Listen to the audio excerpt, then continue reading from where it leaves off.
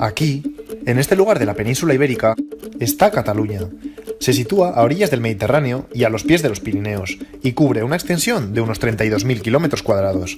¿Quieres que te cuente su proceso histórico? Pues empecemos. Vamos a remontarnos a la prehistoria. En esta época, toda la península está habitada por pueblos íberos, y también la actual Cataluña. Hasta aquí no hay historia diferenciada. Y entonces aparecen los griegos. Estos se están moviendo por todo el Mediterráneo y en el 575 a.C. llegan a la costa catalana. No invaden la zona, pero crean una colonia aquí, Ampurias, para mantener un contacto comercial. Los griegos aportan el cultivo de los cereales, la vid y el olivo, e introducen la moneda. Estamos en el inicio del desarrollo de lo que será Cataluña. 2 siglos más tarde, en el 318 a.C., llegan los romanos. Estos entran por aquí, también por Ampurias, y lo conquistan todo. Y estos permanecieron muchos más años, 7 siglos, y en todo ese tiempo crean nuevas poblaciones, entre ellas Gerunda, Gerona, Barcina, Barcelona, y Tarraco, Tarragona. Construyen vías de comunicación a través de calzadas y puentes, e introducen una nueva lengua, el latín, el idioma origen del catalán. Muchas cosas, ¿no? Llega el siglo V y la decadencia del Imperio Romano, y fíjate qué pasa por la zona. Primero, vienen los visigodos del norte de Europa. Pasan por Cataluña, pero no se establecen, sino que entran en el resto de la península. 3 siglos después, en el 711, llegan los pueblos árabes, y ahora ellos se hacen con casi todo el territorio. Y ves, llegan hasta Cataluña. Incluso pasan por los Pirineos, por esta zona, que es más accesible. Aquí están los francos. Pues bien, ahora la cosa se pone interesante. Para frenar la expansión de los musulmanes, su emperador Carlomagno manda sus tropas a territorio catalán y libera esta zona de los musulmanes. Crea la llamada Marca Hispánica. Su objetivo es formar una valla para evitar otra expansión. Podría decirse que este es el punto de partida en el que surge una zona con características propias. Pero este hecho tiene una peculiaridad. Te explico, los francos no gobiernan directamente en esta zona, sino que entregan las tierras a unos condes, creándose varios condados. Estos condados, aunque dependientes de los francos, tienen su propio dominio y administración. Como ves, en este momento hay 2 Cataluñas. Esta, Cataluña la Vieja, la de los condados, y esta, Cataluña la Nueva, que todavía es territorio musulmán. En la Vieja suceden varias cosas. Por un lado, los condados establecen progresivamente una mayor interrelación entre ellos, a través de casar miembros de una familia con la otra.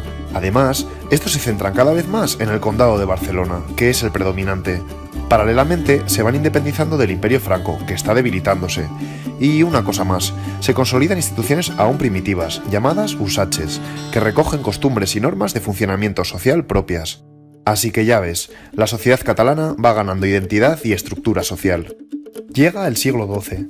Los musulmanes van perdiendo territorio y ahora la península está dividida en reinos. Atento a la jugada.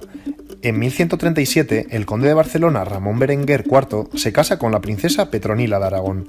Así que tanto Aragón como Cataluña se quedan al mando de los mismos monarcas. Pero fíjate, a pesar de esa unión monárquica, cada tierra mantendrá su lengua e instituciones. De ahí en adelante vas a oír hablar del Reino de Aragón, pero debes recordar que dentro de ese reino tenemos a Cataluña con total autonomía de gobierno. Y ahora, en esa unión monárquica con Aragón, comienza la época de expansión de Cataluña. Primero, intentará expandirse por el norte del Pirineo, pero no lo consiguen. Luego, en el siglo XIII, con Pedro I el Conquistador, se irán hacia el sur, y ahora sí, logran arrebatar a los musulmanes Baleares y Valencia. Cataluña es ahora una gran potencia marítima y comercial. ¿Te acuerdas de los usaches? Pues estas instituciones primitivas se han ido consolidando y han dado paso primero a 3 grandes instituciones, el Consell de Cents, las Corts Generals y el Consulat del Mar, y luego, en el siglo XIV, a la Generalitat de Cataluña. Y ves, la autogestión catalana se hace cada vez más sólida. La cosa va bien para Cataluña, pero a nivel interno es otra cuestión. Para el siglo XV, la sociedad está muy jerarquizada y en esa división están los nobles con poder y privilegios y los campesinos que trabajan para ellos. Los nobles tienen cada vez un trato más abusivo y esto genera grandes tensiones en la población catalana, hasta que los campesinos se levantan contra ellos y se producen varias guerras. La lucha es inacabable y el rey de entonces acaba mediando entre los 2 grupos. Pues mira, en esa mediación el rey libera a los campesinos de la atadura de los nobles y sus abusos, por lo que su condición de vida mejora de alguna manera. No está mal, ¿no? Seguimos con la historia. Para finales del siglo XV, el mapa de España ha cambiado, y es así. Esta parte seguro que te la sabes. El rey de Aragón, Fernando, y la princesa de Castilla, Isabel, se casan, y así ambos reinos pasan a tener los mismos monarcas. No son el mismo reino, sino que los dos reinos tienen los mismos monarcas. ¿Qué significa eso? Pues que cada reino mantendrá sus instituciones y su administración. Los nobles catalanes, contentos, porque en Castilla se pagan más impuestos. Y en este siglo, como sabes, Castilla se embarca a las Américas, la descubren y empieza la conquista. Pues bien, Aragón y Cataluña no participan de esa colonización, siguen su propio camino y se centran más en la conquista del Mediterráneo, expandiéndose hasta Cerdeña, Sicilia y Nápoles. Siglo XVII. Varios países de Europa están metidos en la Guerra de los 30 años. El conde duque de Olivares, digamos que la mano derecha del rey de entonces, para tener mayor fuerza y dinero en esa guerra, quiere centralizar todo, es decir, que todos los reinos tengan un mismo régimen de gobierno y paguen los mismos impuestos.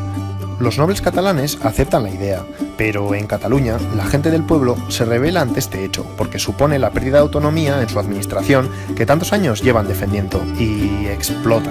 Se produce la famosa Guerra de los Segadores, una dura lucha de 12 años entre el pueblo y la nobleza. ¿Qué sucede? Pues que los señores dan un paso atrás, y por tanto Aragón y Cataluña no queda asimilada por Castilla. Sigue la autoadministración. Por cierto, el himno catalá, el Segadors, proviene de esas guerras. Y ahora llega un momento importante. Siglo XVIII. Como te he ido contando en el vídeo, los catalanes a lo largo de los siglos, y a pesar de los cambios políticos, han ido conservando sus instituciones. Pues ahora lo van a perder todo. Te lo cuento, la Guerra de Sucesión. El rey de entonces muere sin descendencia. Ahora hay dos candidatos para sustituirle, un candidato de la casa borbónica y otro de la casa austriaca. El primero es mucho más centralista, es decir, con ganas de tener más control sobre todo. Y el otro da más garantías de continuar más o menos como hasta entonces, y por tanto conserva sus instituciones. Así que Cataluña lucha a favor de Austria. Y surge la guerra más o menos así. ¿Qué pasa? Pues que el candidato de Austria abandona, y los catalanes pierden la guerra el 11 de septiembre de 1714, con la caída de Barcelona. Como consecuencia de ello, el nuevo monarca borbónico le suprime las instituciones y leyes y prohíbe la lengua. Cataluña pasa a depender totalmente de Madrid. En recuerdo a esta fecha se celebra el Día Nacional de Cataluña. La historia sigue. En el siglo XIX se desarrolla la industrialización en toda Europa. Cataluña crece a nivel comercial, industrial y agrícola, de manera destacada, y por tanto crece su economía. Se reactiva la clase proletaria y popular, y con ello renace, florece una mayor estima de su cultura y lengua. El sentimiento de conciencia nacional despega nuevamente, y surge el catalanismo político. Y entonces llegan las guerras carlistas. A ver, la candidata al trono es la reina Isabel. La ley sálica impide que una mujer herede el trono. Ante esta situación, algunos desean que sea Carlos, el hermano del rey fallecido, quien se convierta en rey. Así surgen tres guerras, carlistas contra isabelinos. Carlos ofrecía mayor garantía de recuperar las instituciones perdidas, y por tanto los catalanes se ponen de su bando. Pero pierden, y por tanto se mantiene la dependencia de Madrid. Atención ahora, porque a pesar del fracaso de las guerras, llega una nueva era, llega la República de España. Y con ello vuelve el movimiento de autoafirmación catalana. Durante la República, Cataluña consigue recuperar las instituciones y en 1932 se aprueba l'Estatut d'Autonomia, una especie de constitución pero catalana. Esto cambia rápidamente con la llegada de la dictadura de Franco. Como sabes, supuso una época terrible de represión durante 40 años. En este tiempo se prohíben las instituciones y el catalán. Con la muerte del dictador se entra en un periodo de transición y un nuevo estatus político donde se reactivan las instituciones. Vuelven la Generalitat y el Estatut.